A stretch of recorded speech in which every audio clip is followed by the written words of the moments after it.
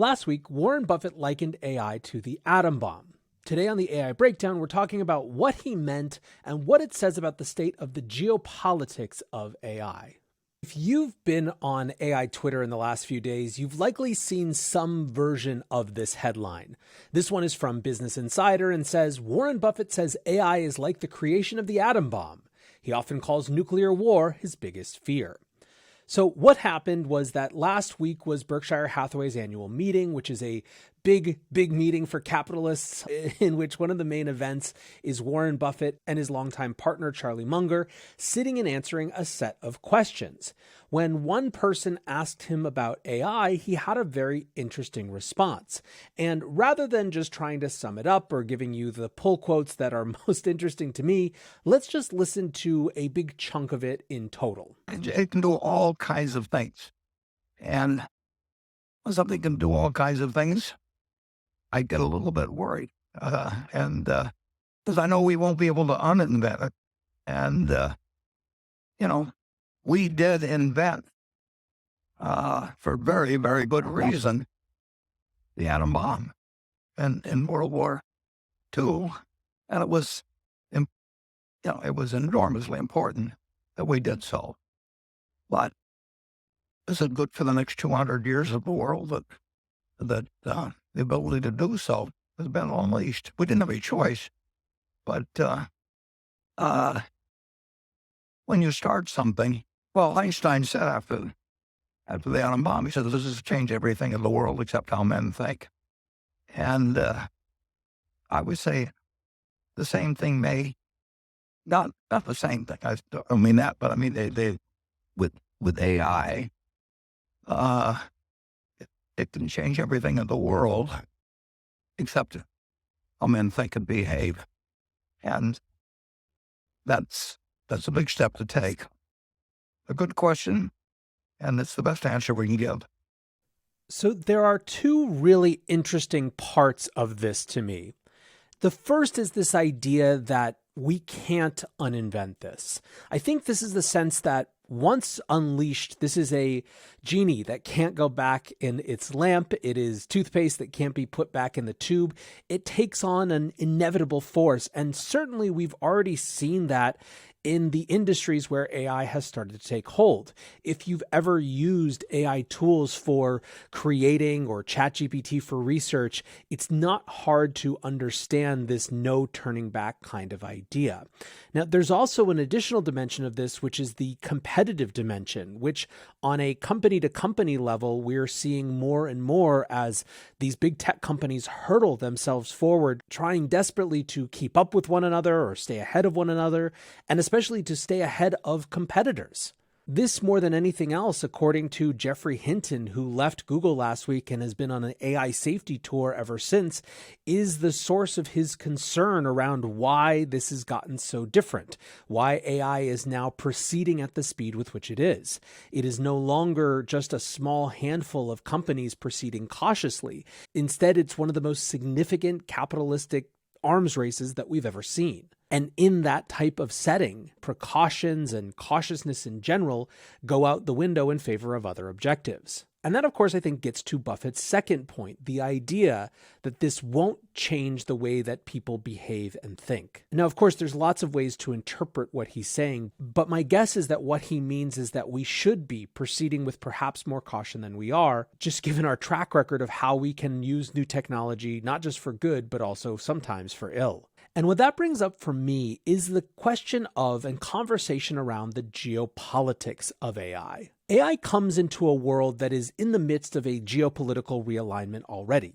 We're moving from a unipolar US-led world order post-Cold War to something that looks more like a multipolar world with various sources of power around the world, certainly with China and the US in the lead, but other areas including Europe and emerging powers like India, Brazil, and other places starting to exert their own dominance relative to the United States and other global powers. In that multipolar realignment, AI could potentially play a significant role. And you see this referenced constantly. On screen is an article from Bloomberg that's a warning from venture capitalist Vinod Khosla, who says that slowing US AI research would be hugely to the advantage of China.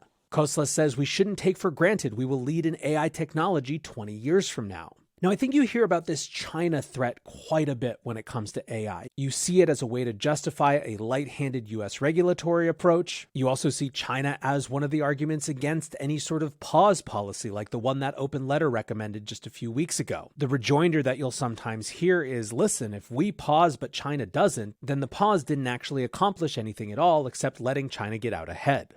Now, going beyond the rhetoric around China, is there anything we can learn about their actual strategy vis-a-vis AI? It is certainly the case that it is a central and important issue. It was mentioned in a Politburo meeting a couple weeks ago, and then just last Friday, Chinese Premier Xi Jinping again urged the country to seize the opportunities of AI. Interestingly, this Axios article argues that China is far ahead of the US when it comes to AI regulation, effectively because they've been dealing with it for years. The piece writes, after lagging behind the West through consecutive industrial revolutions, leaders in Beijing are driven by a determination not to be humiliated again in the AI era. Chinese authorities now have 6 years of experience building up AI regulatory know-how since they launched a next-generation artificial intelligence development plan in 2017. They're using regulation as a form of industrial policy in addition to traditional subsidies. Going on, the article also quotes Matt Shaheen, a Chinese AI governance expert at the Carnegie Endowment, who told Axios that, quote, Beijing's first regulatory efforts were stoked by a fear of AI's downsides, and it has learned a lot over 6 years. Shaheen said, AI regulation is highly iterative. It's about building up the muscles. There's very little chance that you're going to get AI regulation completely right on the first go. Now, while the thrust of this Axios argument is that the US needs to be doing more when it comes to regulation, it's certainly not clear that China's model is what the US wants to emulate. In fact, it's probably a non-starter. For example, just like other areas of tech, China restricts AI that has the potential to undermine social order, which in China means a critique of the government in any way.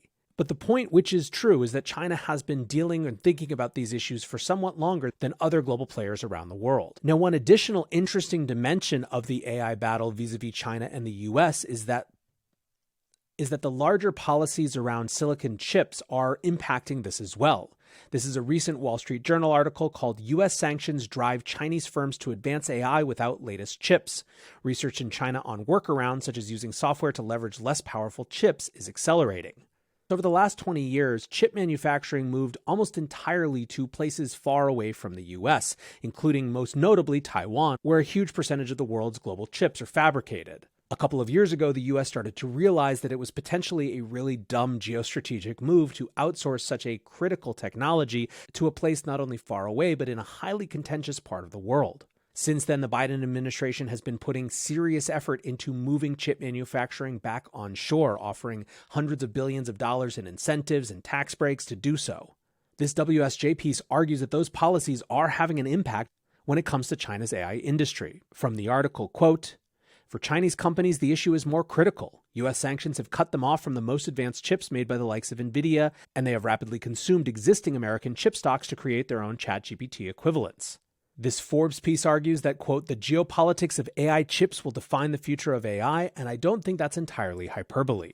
Now, on top of that, there are also potential other restrictions that the U.S. is considering when it comes to Chinese AI. This piece published just today in Fox Business says U.S. weighs restrictions on investment in Chinese AI firms. U.S. firms' investment in Chinese AI companies could face greater scrutiny under screening regulation that may be released soon. This is again both part of a larger trend in which the U.S. government is taking a much stronger look at how American business is entangled with Chinese business, but is also unique and distinct to the AI space, which is seen as an extremely geostrategically important area.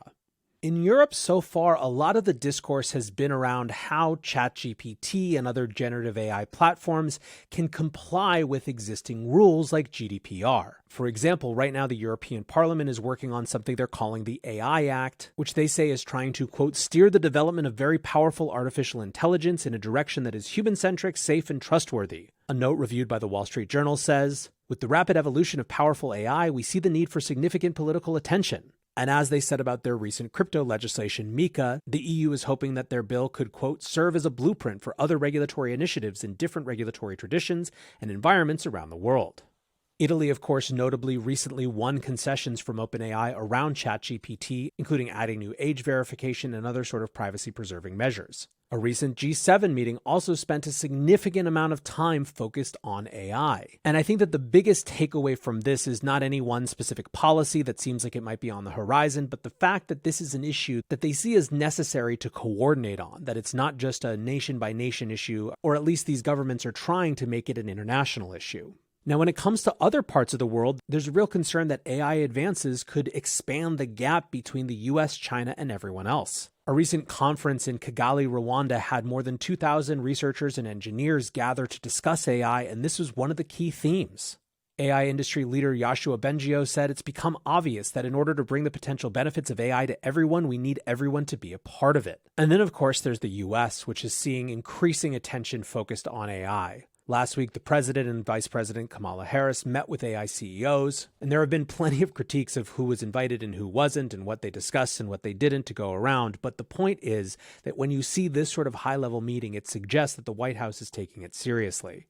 So to try to sum up, in many ways, the geopolitics of AI are simply following other geopolitical realignments, the move from a unipolar to a multipolar world, countries jockeying for position within that new framework, regulatory coordination, and very different regulatory approaches in different countries around the world.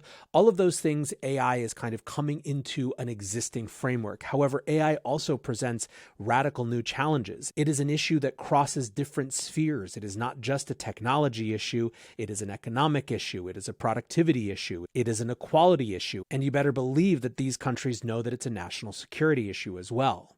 It is, in fact, big enough as an issue that I believe that the existing paradigms of geopolitics might be challenged in some ways by it. Although whether that means countries fracture even more in a vicious race to get ahead, or they come together to try to actually create some guardrails around it remains to be seen. But either way, in the same way that the last 6 months has seen a massive increase in consumer awareness of AI as they start to use these tools, I think that the next 6 months is going to see a massive increase in government attention on this incredibly important issue. All right, guys, hopefully that gives you a baseline of the geopolitics of AI as they stand today. This will be, I anticipate, a fast-moving space.